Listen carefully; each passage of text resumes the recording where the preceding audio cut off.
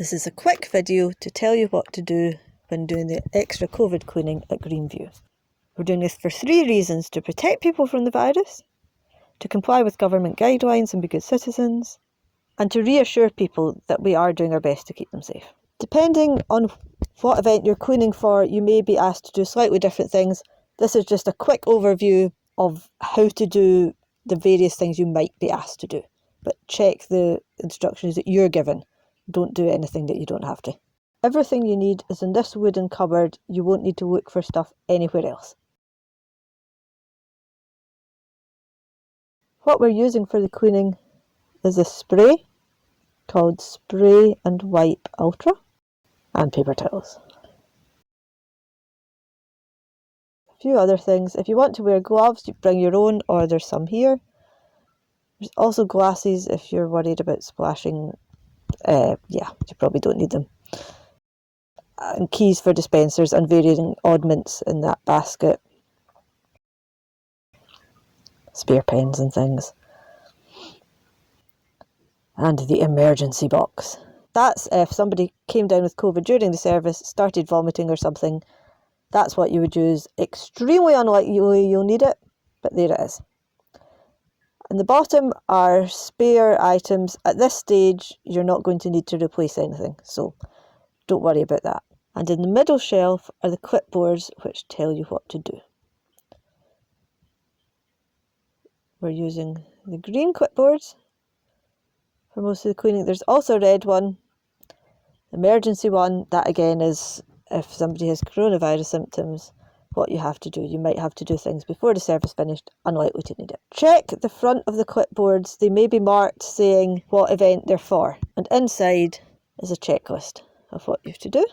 It should have printed at the top of the checklist what event it's for. Once you do something, tick it and sign it. Make sure you don't tick anything you haven't done. If you forget to do something or run out of time, just leave it blank and then fill in the date and time. The event should now be printed on the top. As well as these for our records, there's also a checklist on the wall. This is just to reassure people that come in that we are actually keeping the place clean. You slide it open like that, date, time, and initial what you do. Unlike the other areas, the entrance area may have some things written down that you have to do during or after the event. So just check what you've got to do and make sure you're doing it at the right time. If you're cleaning at the beginning of the day, there is probably a track and trace clipboard and some Dettol for the use of people out with official church activities. Take those and stick them right down at the bottom where there's space. The main thing we need to do is to clean the handrails.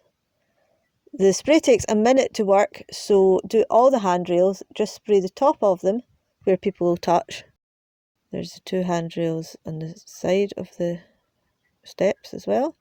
One going down to the side of the building and one going down to the car park. Once you've sprayed all of these, a minute should have passed and then you can go back and dry them. You may also be asked to do this, it says during the service, actually just before the service started. Don't make yourself late, but just to make them clean for people going out. If you're cleaning for the second morning service or for YF, there may be kids' clipboards and pens still lying. Just take them over to this crate in the back hall and dump them in it. If you're cleaning for the first service, please leave any kids' things that you see they've been left there for that service. For cleaning the chairs, what we want to clean is the part which people might touch with their hands, the hard surfaces. So we want to clean the tops of the chairs, the wooden bits, the ends of the rows, and the bits of the radiators immediately beside chairs which people may lean on, use as an armrest. And make sure you clean the chairs right at the front beside the platform. If it's during a service, also you want to clean the collection box. Here's the one in the main hall, and here's the one in the back hall. Spray the whole of your area, then well over a minute will have passed, and then you can dry it all. Varying things you may or may not be asked to do. It's not as daunting as it looks from the length of this list.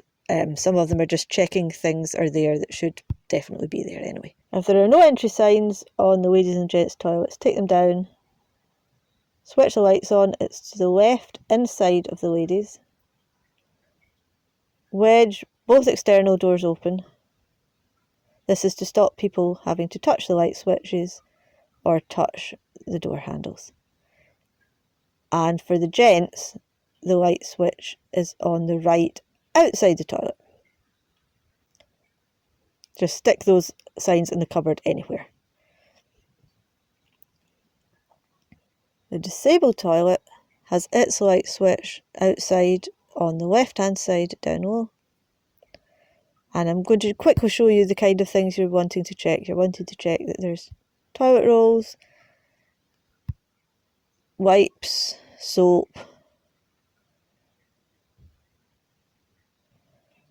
paper towels, bin not overflowing, and these are disposable baby changing mats and nappy bags. I'll show you a full clean of the disabled toilet, although you may not be asked to do it. You want to clean the things that people touch. Door handle, outside, inside, all the grab rails, of which there are many in the disabled toilet.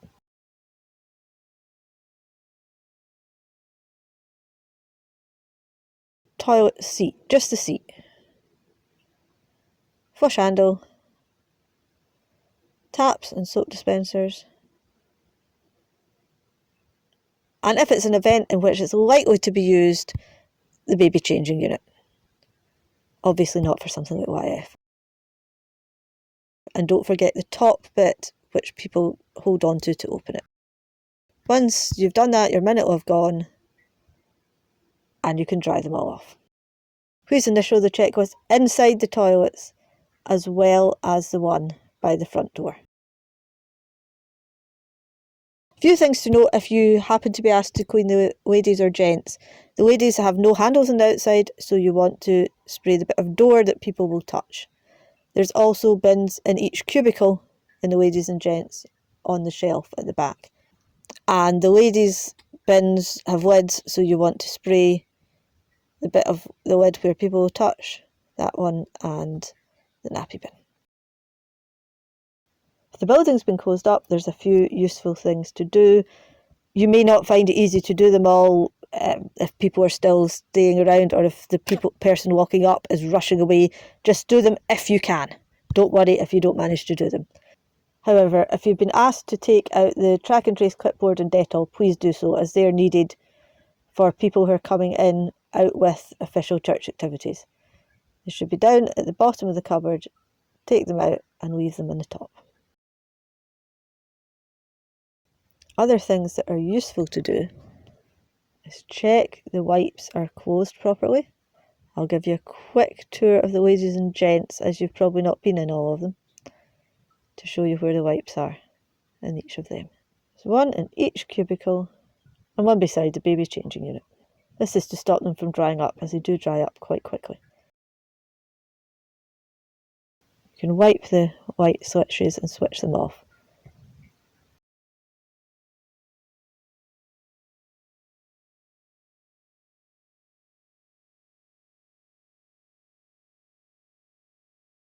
Assuming there's nobody in the hall needing them on.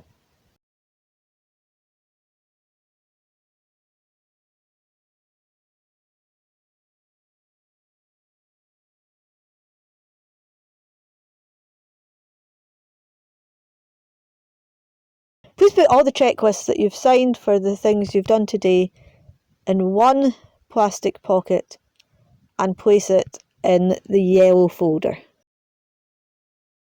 And that's it. Thank you very much for doing the cleaning. I hope this video has helped you.